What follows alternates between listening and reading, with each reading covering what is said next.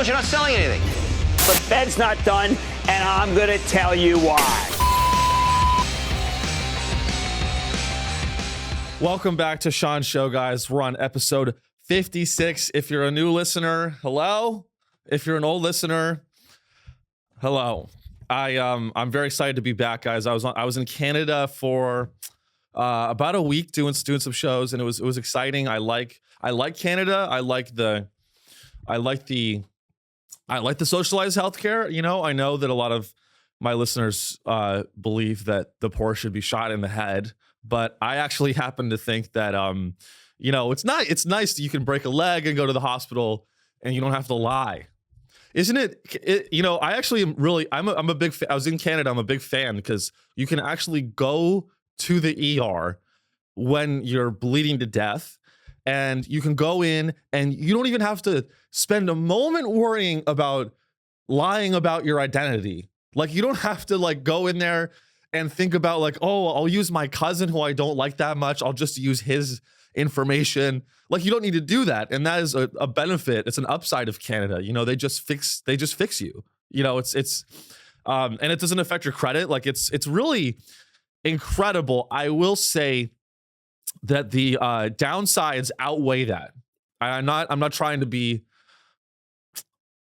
a hater. Maybe I am. I kind of am a hater of Canada, but yes, you can get healthcare. Yes, you don't have to die because you're poor.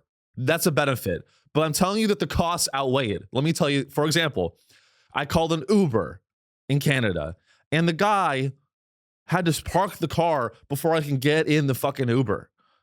Like, he like literally would not let me get in the car. There's no guns allowed in Canada, but like I felt like he was about to shoot me. Like, he pulled out the only gun in Canada, be like, if you get in this car before I park, I'm gonna blow your fucking head off. Like that's how crazy it is. It's a crazy country. But it was a good trip. It was a good trip. Did a lot of shows with my buddy Sammy. Excuse me, Obeid. And you know, we went to Vancouver, we went to Calgary, we went to Victoria, Edmonton. I saw pretty much all of Western Canada, and it's gorgeous. I mean, it's just hours of beautiful nature sandwiched in between some of the worst cities on planet Earth. That is really what Canada is like LA in that way. It's like if you complain, people are like, yeah, but it's gorgeous. Like, yeah, but it fucking sucks. It's like, yeah, but have you looked at the mountains? Have you looked at the sky? Have you looked at the trees and the deer? You know, it's like, yeah, like in Canada, you're like, you know, I can't, you know, I'm trying to get a permit to sell liquor, and they told me to fuck off. It's like, yeah, but you know, like, have you seen the snow and the deer? It's like, yeah. Am I the only one that thinks deer is like a novelty? Seeing deer is like cool for like a minute, and then it's a novelty. It's like, yeah, okay. All right. Maybe I'm just an asshole, but that's the show. Let's get to the news. I have to do a condensed episode today, guys. I'm really sorry. I have couples therapy that I had to reschedule. My life is falling apart, okay? And I'm really sorry. I gave you guys audio only last week, and I know this episode is going to be shorter, but I'll make it up to you by, I don't know, on my Patreon. I'm going to self-immolate. How about that? If you subscribe to my Patreon, I'm going to put a video on there where I douse myself in gas and self-immolate. Does that? So speaking of flesh burning, our top story today, guys, Burning Man participant 39 dies on first day of Counterculture Festival. So this is not a new thing. And I like to, the reason I'm focusing on this story is because Burning Man has shifted a lot in the last decade. You know, I mean, the fact that the New York Post is even calling it a counterculture festival is dated to me, because Burning Man is not a counterculture festival anymore. It's a culture festival. It's not counterculture. Going to Burning Man, I think, is like, you know, it's more counterculture than going to Burning Man? Going to Disneyland. That's more counterculture than going to Burning Man is for like, Burning Man is what you do if you like are like just a rich guy. Like it's a place to go like into the desert and talk about like Bitcoin. Like the biggest Bitcoin conference of the year is Burning Man. Like, guys, I used to work on Wall Street. I think that more deals happen at Burning Man than any other place in the US. I think what Burning Man has turned into is it's a place where technology executives go to meet up to lock in mergers and acquisitions and capital raises. That's literally what Burning Man is, a place where you go to raise capital for your startup. That's what it is now. It used to be a place where you could do ketamine and LSD at the same time and get all of your holes filled. Like, that was what it was. And then the tech bros found it. And now it's a place where you go to raise $50 million in a Series B round for your defense startup. Like, that's literally what it is now. Which I'm not like, but also the people still die. Like, it's crazy. Like, maybe it is more counterculture now that I'm talking about it. Because literally now, you on one side of Burning Man, you have people that just want to finance their startup and like literally do business. And then on the other hand, you have like, 39-year-old HR executive divorcees that like take too much 25I research chemicals and then see the Burning Man on fire and run into the fire. Like, they think that that's heaven. Like, that's an insane festival. Like, people, like, yeah, you have guys talking about like clause 2BI on their stock purchase agreement contracts. And on the other hand, you have like, really, really just broken, shattered people with nothing going on that think that the Burning Man in the center of Burning Man is Valhalla. And they need to go to Valhalla. Like it's crazy. I've never been. I'm speculating. But but it's, where's the lawsuit? Like, I want to know, like, people just die at Burning Man and no one gets sued. To me, that's like, I want to see blood. Like, I want to see more. Like, I want, this lady died, but I want to see more blood. Like, fucking sue him. It's just, it's an exhausting, like, ordeal. So let's see. Kendra Frazier, and I'm kind of a psycho. I actually looked up Kendra Frazier on LinkedIn, and I think I found her. I'm not going to like share her, but this is in the news story, so I'm not doxing her. Some woman, I think, I think I don't know. Anyway, I was just curious to see like what job she worked, because if it was HR, I was going to be very kind of happy. No, it's a tragedy, guys. Kendra Frazier was found unresponsive at the festival around 11:30 a.m. Sunday, and attempts to revive her were unsuccessful. It's fucking sad. I'm not celebrating her death. But the death occurred before the official start. So she died right before Burning Man even started, which the festival organizers confirmed at 6 p.m. Participants were allowed to enter the festival Sunday at midnight. So this, to me, I mean, I'm not like, imagine like you're going to Burning Man and there's a 6-hour delay because someone died. Like, that's almost like, I would be a little bit frustrated. I don't know if I'd be a little bit frustrated. I think like, if I was attending the festival, I'd be like, that's 6 hours out of my ticket, bitch. Like, give me my fucking money back. Also, what's so crazy about Burning Man is, let's just put this into perspective. Here's how fucking lost people are. And these are people that go to Burning Man that are rich. Like, I think the average person that goes to Burning Man, yes, I understand that there are poor people that make it happen, blah, blah, blah. But a lot of people that go are rich. And imagine you're in the caravan waiting to get in, and the news breaks out that this woman is unresponsive and will likely die. And you don't turn around. Like, at that point, you guys all deserve to die. Like, you all deserve to die. This woman is unresponsive and dies because it's in the middle of the desert. It's in the middle of the fucking desert. And you want to go, and she just died, and you're thinking, wow, I guess the party started, huh? Like, that's just crazy to me. It's crazy to me.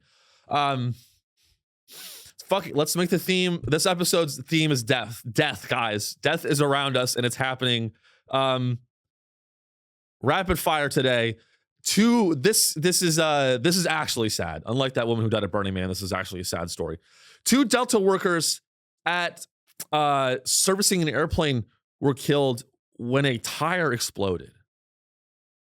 This just happened yesterday, and I'm surprised that this is not a bigger story than it is, because I mean, there's been a lot of I'm on planes all the time, guys, and it's fucking terrifying.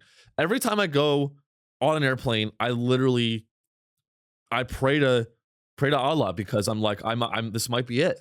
Like I might be leaving this reality soon, you know, on an airplane, like on a Boeing 737 Max. I think about it a lot. And but this wasn't even like on the tarmac. So let's take a look at this. And I want you to pay close attention to how Delta responds to. So again, they were murdered when they were murdered. They were killed. I love this headline. 2 Delta workers killed. They were murdered by Delta. They weren't. Anyone that's servicing airplane tires is not. They're murdered, and Delta is the murderer. Like, let's make that totally clear. But it's a tragic story. But let's just see how Delta reacts to 2 of their team members being killed. Here's a quote. The Delta family is heartbroken at the loss of 2 team members and the injury of another following an incident this morning at the Atlanta Technical Operations Maintenance Facility. We are now working with local authorities and conducting a full investigation to cover up what happened. To determine what happened. They're going to cover it up. It's going to be a cover up. I mean, like, anytime I hear that a corporation is actively working with law enforcement, I'm just like, so you're covering up what happened. So you're going to lie. You're going to lie. The Delta family, you know what? You know what? You know, it's bullshit. They say it's the Delta family. This is the oldest phrase in the book to like brainwash people into thinking that your employer's not your family. I don't know how many times I have to say it. Your employer's not your family. Also, you fucking hate your family. So why would I want to be in another family? Why would I already hate my family. Why would I want to be in 2 families? One is enough. I don't need another one where I have to work on tires that blow up in my face and kill me. But you know what I wouldn't do if one of my family members was killed by an exploding tire in a maintenance facility? I wouldn't put out a fucking statement about it. I'd be mourning silently. I wouldn't put out a statement to it about this tragedy. Let's take a look. The Atlanta mayor even responded. I offer my deepest condolences to the family and loved ones of the deceased Delta employees. God, you know what? If I ever die this way, don't make my legacy Delta employee, deceased Delta. That's like their whole identity, is they're Delta employees. They were more than that. Killed by Delta, trying to save a fucking cut costs. That's what it was. They didn't want to pay for another. Probably what happened is they didn't want to pay. No, you know what really happened is these Delta employees noticed some shit. These Delta employees that were killed by this exploding tire. Here's what happened. They noticed that there was a loose door plug on the aircraft, and they're like pumping air into the tire, and they're like, hey, isn't it crazy that there was that door plug that blew off? There's another door plug that looks loose here. That's what happened. These were whistleblowers. These were whistleblowers to be that were killed by Boeing. Like, I'm not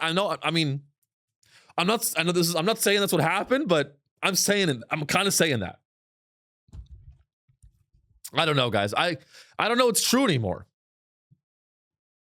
I really don't know. I don't know it's true anymore. I'll tell you what, it doesn't make me want to get on a Delta flight. That's what it doesn't make me want to do. Is get on a fucking Delta flight, dude. That's crazy. But let's move on. Let's move on here. I'm trying to find stories that are focused on death today, because I feel like the show is too happy. Like, I feel like I'm too happy a lot of the time. So I'm trying to switch it up for you guys. I'm trying to go in the opposite direction. But I don't know, honestly. I mean, should we talk about Israel? I'm so over it. I'm so over it, dude. I'm exhausted by it. It's like the same story. over and over again. I mean, a lot of people are saying that like it's going to explode into World War III. Iran's going to get involved, and then it's going to pull a bunch of other countries into the mix. And I don't know. I feel like the Middle East is sort of just waiting to see who gets elected, and they're going to use that as sort of their. It's crazy how much of the world just stands still before elections, the U.S. election. But I feel like that's what's happening. You know, a lot of the Middle East is basically like, hey, are we going to get more funding for this or not? And the crazy thing is, in either case, you're going to get funding. Like, you don't. If I was like, Israel's just waiting. They're just waiting to get more money. I think and they're waiting to see like what sort of what the political landscape's going to be in the U.S. But they should just fucking do it. So here's the story. The latest: Israel launches large-scale raids targeting militants in the West Bank. So, like, are they? So the whole time they could have gone after. They could have done. I mean, this story to me, it just says that, and we all knew this, that they could have gone after Hamas in a more surgical way. Like, they could have done that. That's what this story is saying. Like, you don't. Yes, Hamas is using kids as shields. That sucks. But if you're gonna be the noble guy and take the high road, you can't just kill the kid. Like, you got to deal with that. Yeah, they're using kids as shields. Okay, change your strategy up. You know, I don't know. Is that like, but let's take a look at this story. Israeli military launched a major ground and air operation in the West Bank, a move it said was aimed at preventing terrorist attacks from originating from the Palestinian territory, which is rapidly developing into a third battlefront for Israel alongside Gaza and its northern border. From the Israeli military, the spokesperson Nadav Shoshani, we need to operate to remove immediate terror threats in real time, who said some 150 shootings and explosive attacks had originated from the West Bank in the past year. So, I mean, so can they be surgical or not? Like guys, I mean, I Palantir exists. You guys know Palantir fucking exists. They know literally the identities of every single person in Israel and the West and God. Like, they know who everyone is. So, like, at this point, it's just, you want to bomb the hospital. You want to bomb a hospital. Is that okay? And honestly, if you just came out and were honest about that, like, I'd have more respect for you. Like, I'd have way more respect for the IDF if they were just like, look, we want to bomb hospitals. That's what I want. Like, Israel's ultra-nationalist police minister inflamed tensions in the West Bank earlier this week, saying he wanted to increase Jewish religious presence on Jerusalem's Temple Mount. Changes to access at the site have sparked violence in the past, and which have drawn ire from the Palestinians and condemnation from U.S. Prime Minister Benjamin. And anyway, that's a typo. But I don't know, guys. I just, I've been thinking a lot about the Middle East, and it's I think that it's, I think maybe this for me, like, because I'm 27, this is my first cycle of like the wars being talked about, because I feel like right now, I feel like we're at the phase of the war out there where people are getting cynical and they don't care anymore. Maybe it's just like, I understand there's always going to be that rock solid base of people that are like, want Palestinian sovereignty. And I happen to be one of the, like, I want that, but I think that people are tired. I think that a lot of people have gone on. Like, I think, I think a lot of people, especially like if you're in the United States and maybe like, I think a lot of people that at one point had like a fiery passion for like the Free Palestine movement, I think that they're getting tired. I think that they want to go to a Chapel Roan concert. Like, I think, you know, I don't know. I feel like people's attention, it's so hard to keep people's attention. I think a lot of people are tired, and they're just like, you know, they're tired of saying Free Palestine, and they want to go see Chapel Roan, and they want to go do Molly. You know, Free Palestine, doing Molly and saying Free Palestine is fun as like a fall activity, as like a back to school activity, but it's August. You know, it's August. Yeah, the fall is about to roll back around, so maybe we see a resurgence of that movement. But right now, I think people want to go see Chapel Roan. Like, I think a lot of people are screaming Free Palestine, free Palestine. And then I think a lot of people in that movement are like, hey, like, do you want to get out of here and like go like go do HOTTOGO? Do you want to go sing along with Chapel Roan? Like, I think that's what people are doing.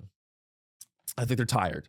But it's a tough world out there. I actually, speaking of Chapel Roan, I don't know if you know who that is. To me, and this bombed on Instagram when I posted it, but Chapel Roan is like the newest pop star du jour. She's been around for 10 years. She's a lot of hustle. I respect her. She's very, very good, very talented. But I will say her name sounds like the capital of an impoverished African nation.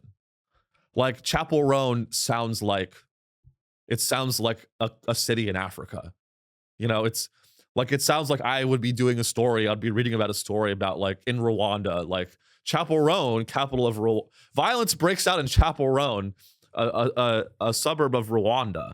Her name sounds like that. It sounds like an African warlord hideout, Chapel Roan. Anyway, she put out this Instagram post that I'm going to read that I thought was very brave and very stunning and brave, about standing up against crazy fans. And I can relate. Chapel Roan, as a fellow celebrity, I can relate. Because she's tired. She's tired of people touching her. But let's take a look at some of an excerpt from this, because I think it's very brave, and I think she's been saying what a lot of celebrities have wanted to say but can't. So let me just pull it up. Let me find it. Chapel Roan posts lengthy statement addressing fan behavior. I want to love my life, she says.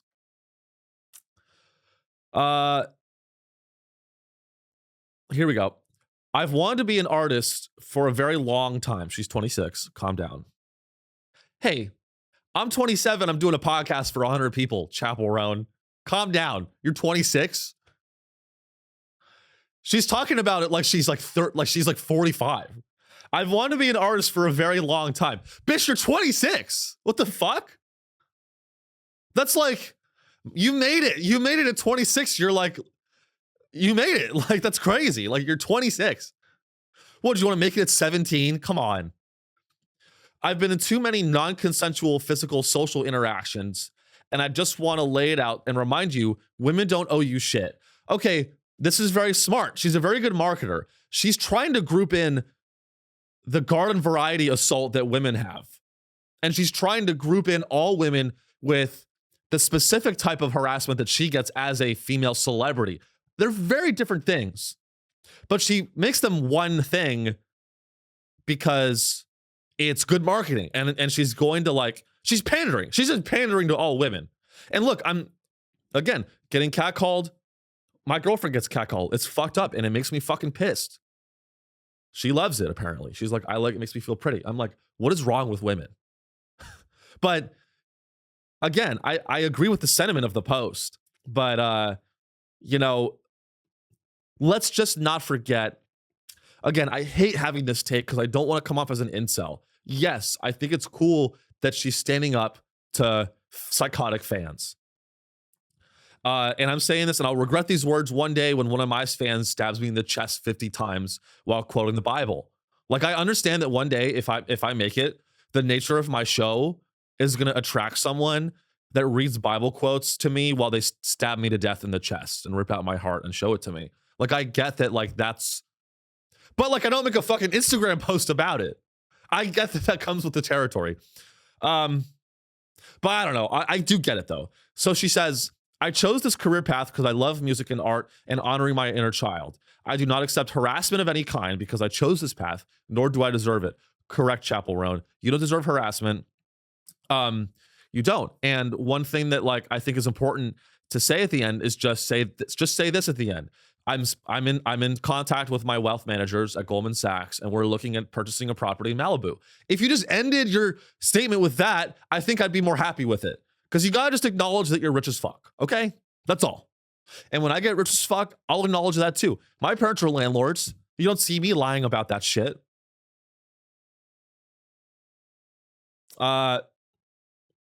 So, you know, just stay safe out there. It's a crazy world. Airplane tires are exploding and they're killing people. People are overdosing at Burning Man. It's 120 degrees Fahrenheit out there. So, you know, just be careful out there. Don't be a crazy fan. Don't talk to me or Chapel Roan. How about this? Stay away from leave Chapel Roan alone. How about that? Leave Chapel Roan alone and leave me alone. Okay? And leave Canada alone. Don't go there. It's a shithole. It's a shithole nation. I remember when Donald Trump, who was it that said a shithole country, and it was like some country in Africa. The real shithole country is Canada. So don't go there. Guys, I hate to do this, but I have to go. I love you so much. I have to go early, but I'll make it up. We'll do a much longer episode next week. Thank you for being a listener. Review the show on Spotify.